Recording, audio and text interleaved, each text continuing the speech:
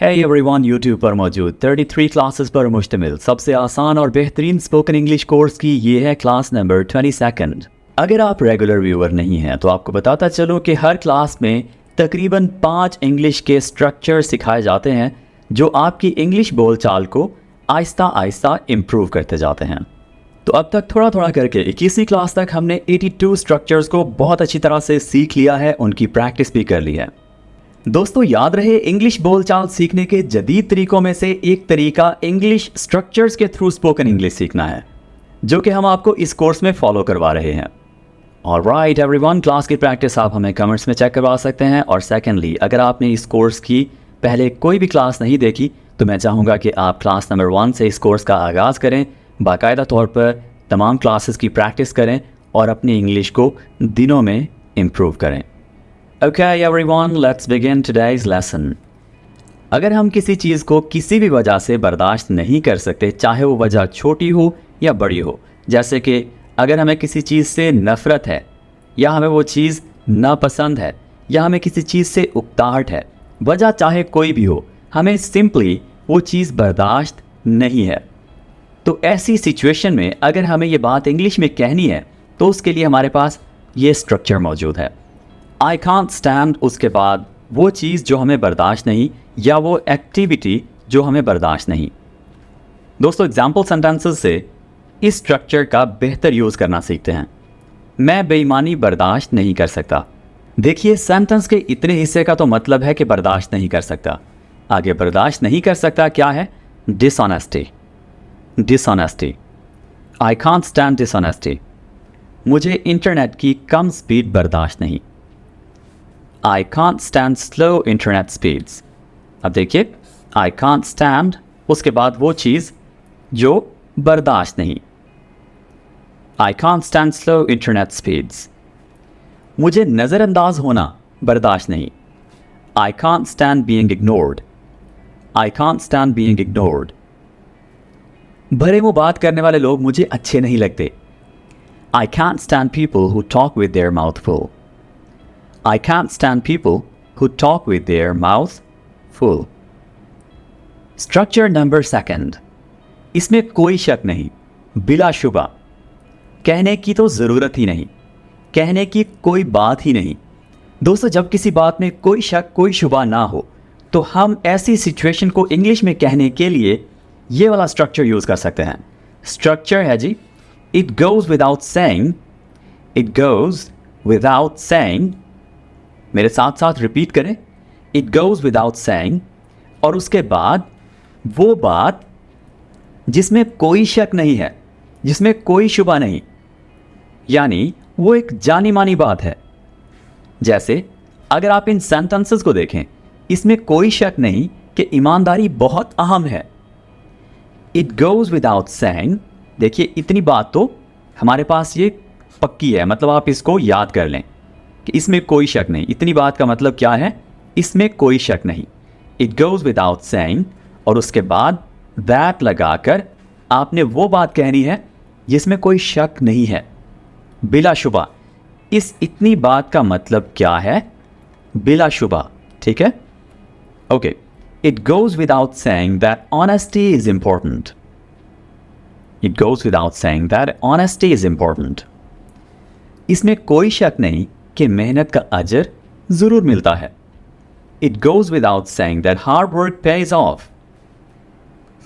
It goes without saying that hard work page of. इसमें कोई शक नहीं कि सेहत दौलत है। It goes without saying that health is wealth. It goes without saying that health is wealth. इसमें कोई शक नहीं कि इज्जत कमानी पड़ती है। It goes without saying that respect is earned. It goes without saying that respect is earned. Structure number 3. Apart from that. उसके अलावा। ऑनलाइन मीटिंग थी जिसमें इंटरनेट की वजह से थोड़ी सी डिस्टर्बेंस हुई। Apart from that, the meeting went smoothly. उसके अलावा मीटिंग ठीक रही। वो अच्छा बावर्ची है, उसके अलावा वो बागबानी में भी माहिर है। He is a good cook. इसके बाद फुल स्टॉप आ जाएगा, यानी इतनी बात मुकम्मल हो गई। अपार्ट फ्रॉम दैट कॉमा आएगा। जब आपने बोलना है तब भी यहाँ पर पॉज आना चाहिए थोड़ा सा। Apart from that he is also skilled in gardening. Apart from that he is also skilled in gardening. मैंने सारे इम्तिहान पास कर लिए, उसके अलावा मैंने एक इनाम भी जीता। I passed all my exams. Apart from that, I also won an award. I passed all my exams. Apart from that, I also won an award. उसके अलावा मेरा एक ऑनलाइन इदारा है। Apart from that, I have an online institute. Apart from that, I have an online institute. Structure number 4. दोस्तों, अगर कोई चीज़ बहुत ही अच्छी है, बहुत अच्छे तरीके से बनाई गई है, सजाई गई है, बहुत ही अच्छी क्वालिटी की है, यानी ओवरऑल वो तारीफ़ के लायक है, तो हमें ऐसी चीज़ के बारे में इंग्लिश में कहने के लिए इस स्ट्रक्चर की ज़रूरत पड़ सकती है। इसमें शुरू में हम उस चीज़ का नाम बोलेंगे, उसके बाद इज़ वर्थ, और उसके बाद वर्थ किस लिहाज से है, देखने के लिहाज से है, पढ़ने के लिहाज से है, खाने के लिहाज से है, जाने के लिहाज से है, यानी जाकर देखने के लिहाज से है। सो हमें देखना है कि उसके लिए, उस चीज़ के लिए सही वर्ब कौन सा है, वो हमने चूज़ करना है, राइट। जैसे सब्जेक्ट है दिस बुक, और उसके लिए सही वर्ब कौन सा है, रीड, और हमने ING वाला वर्ब यूज़ करना है, रीडिंग, ठीक है। तो इस तरह से हम बड़ी ही आसानी से उस चीज़ की तारीफ़ कर सकते हैं कि मतलब के लायक है, के काबिल है, देखने के काबिल है। ओके, सेंटेंसेस देख लेते हैं। ये किताब पढ़ने के काबिल है, पढ़ने के लायक है, यानी हम उसकी तारीफ में ये अल्फाज बोल रहे हैं। This book is worth reading, this book is worth reading. ये फिल्म देखने के लायक है, this movie is worth watching, this movie is worth watching. ये रेस्टोरेंट आजमाने के काबिल है, यानी यहाँ खाना ज़रूर खाना चाहिए। This restaurant is worth trying. This restaurant is worth trying.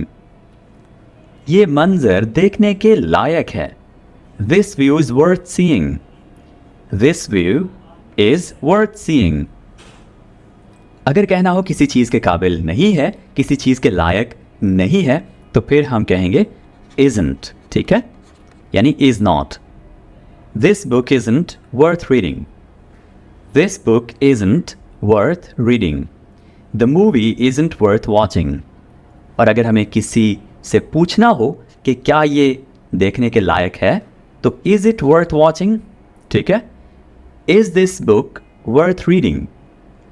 Okay, तो सिंपल से स्ट्रक्चर्स हैं जिनको यूज़ करके हम किसी चीज़ की तारीफ़ कर सकते हैं, या उसके बारे में हम पूछ सकते हैं कि आया कि ये देखने के लायक है, इस पर हमें टाइम लगाना चाहिए, पैसे लगाने चाहिए। या अगर हमें किसी चीज़ के बारे में बताना हो कि इस लायक नहीं है कि इस पर टाइम लगाया जाए, पैसे लगाए जाएं, तो ये स्ट्रक्चर यूज़ करते हुए आप बड़ी ही आसानी से बता सकते हैं। सिर्फ आपने isn't का यूज़ कर लेना है, ठीक है। Okay, structure number 5। दोस्तों, बाज़ औक़ात हम ऐसे बात करते हैं, कुछ भी हो, जहाँ भी जाओ, कोई भी हो तुम, कहीं भी रुको। इस तरह से इंग्लिश में बात करने के लिए आपको ज़रूरत पड़ेगी इस स्ट्रक्चर की। नो मैटर, नो मैटर शुरू में आ जाएगा, उसके बाद क्वेश्चन वाला वर्ड, यानी where, why, when, which, who, यानी WH वाले वर्ड्स आ जाएंगे यहाँ पर, और उसके बाद क्या आएगा, सेंटेंस का वो हिस्सा जो कुछ भी हो जाए, ये वाली बात हमेशा होगी। जैसे अगर हम इस सेंटेंस को देखें, चाहे कुछ भी हो जाए, मैं हमेशा तुम्हारा साथ दूंगा। नो मैटर, यहाँ से सेंटेंस स्टार्ट हो जाएगा। व्हाट हैपन्स, यानी WH वाला वर्ड आ जाएगा, ठीक है। व्हाट हैपन्स, फिर हमें कॉमा लगाना है, और उसके बाद वो बात कहनी है जो हमेशा होगी, यानी कुछ भी हो जाए ये तो होगा ही। No matter what happens, I will always support you. No matter what happens, I will always support you. चाहे कितनी भी मुश्किलात हों, हिम्मत मत हारना। इसको इंग्लिश में कुछ यूं कहेंगे, no matter how hard it gets, no matter how hard it gets. उसके बाद comma, don't give up, don't give up. दोस्तों याद रखिए, ये वाला जो हिस्सा है कॉमा के बाद वाला, ये हमेशा प्रेजेंट इंडेफिनिट टेंस को यूज़ करते हुए बनाया जाएगा, यानी यहाँ पर simply first form of the verb use होगी, ठीक है। ओके, नेक्स्ट सेंटेंस है, तुम चाहे जो कोई भी हो, हर कोई इज्जत का हकदार है। No matter who you are, no matter who you are, everyone deserves respect. No matter who you are, everyone deserves respect. चाहे किसी भी वजह से उसने ये किया हो, ये नाकाबिले कबूल है। No matter why she did it, it's not acceptable.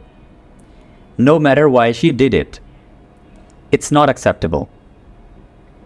तो दोस्तों यूँ हमारा स्ट्रक्चर नंबर 5 भी हो जाता है कंप्लीट। अब हमने क्लास नंबर 22 की करनी है सिर्फ और सिर्फ प्रैक्टिस आपने हमें कमेंट्स में चेक करवानी है। तरीकाकार कुछ यूँ है कि आप इन तमाम स्ट्रक्चर्स को 1 बाय 1 दो सेंटेंसेस में यूज़ करेंगे और कमेंट्स में अपनी प्रैक्टिस सबमिट कर देंगे।